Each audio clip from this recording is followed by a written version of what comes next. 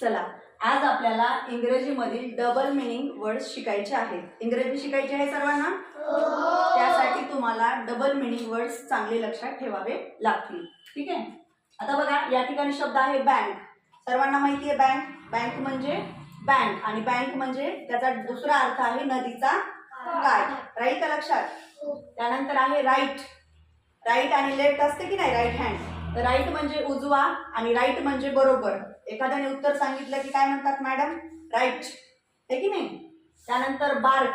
Bark म्हणजे भुंकणे आणि bark म्हणजे झाडाची साल. झाडाची साल माहिती आहे सर्वांना, तर त्याला बार्क म्हणतात. त्यानंतर नेल. नेल म्हणजे नख. बॉडी पार्ट्स आपल्याला माहिती आहे. नेल म्हणजे नख आणि नेल म्हणजे खिळा. ठीक आहे. स्पेलिंग तेच असतं. फ्लाय म्हणजे उडणे आणि फ्लाय म्हणजे माशी. ठीक आहे. वॉच म्हणजे सांगा, वॉच घड्याळ जे आपण हातात घालतो आणि वॉच म्हणजे पाहणे. ठीक.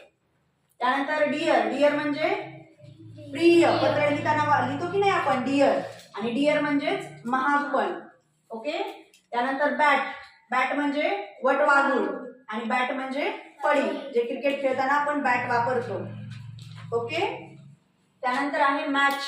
मॅच म्हणजे सामना. क्रिकेटची मॅच आहे म्हणतो की नाही, क्रिकेटचा सामना. त्यानंतर मॅच म्हणजे जोडणे. मॅच द पियर्स, जोडायचं असतं. मॅच म्हणजे जोडणे. रिंग म्हणजे अंगठी आणि रिंग म्हणजे वाजवणे.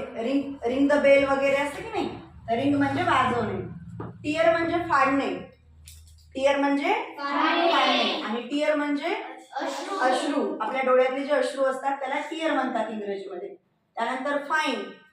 कुणी जर आपल्याला विचारलं हाऊ आर यू, तर आपण म्हणतो आय एम फाईन, मी छान आहे. ओके.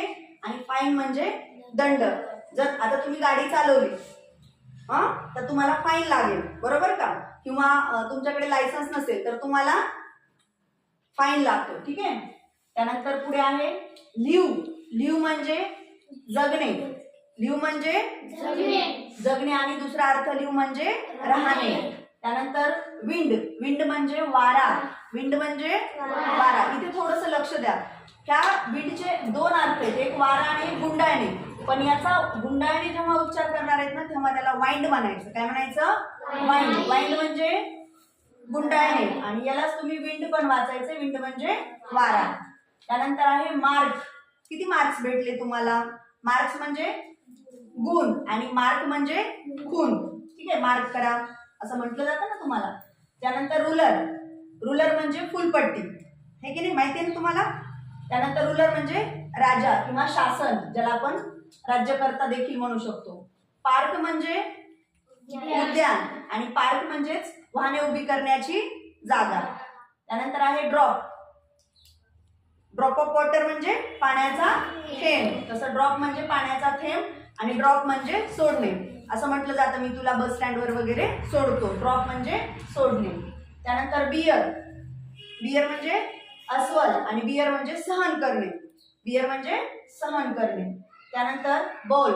बॉल म्हणजे वाटी आणि बॉल म्हणजे गोलंदाजी करणे. क्रिकेटमध्ये ते केलं जातं. तर अशा पद्धतीनं तुम्हाला या ठिकाणी सर्व डबल मिनिंग वर्ड्स असणारे शब्द पाठ करायचे, म्हणजे तुम्हाला इंग्रजी शिकण्यासाठी अतिशय हेल्पफुल होईल. समजलं?